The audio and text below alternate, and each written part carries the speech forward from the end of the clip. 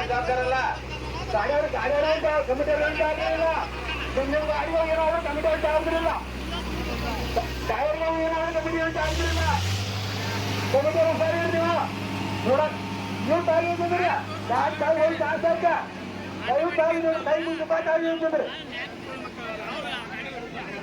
ಏನೋ ಆದ್ರೂ ಕಮಿಟಿ ಏನು ಜವಾಬ್ದಾರಿ ಇಲ್ಲ ಡಾಕ್ಟರ್ಗಾತು ಡ್ರೈವರ್ಗಾತು ಏನಾದ್ರು ನಾಳೆ ಬಂದ್ರೆ ಏನ್ ಗಾಡಿ ಬಂದ್ರೆ ಇಲ್ಲ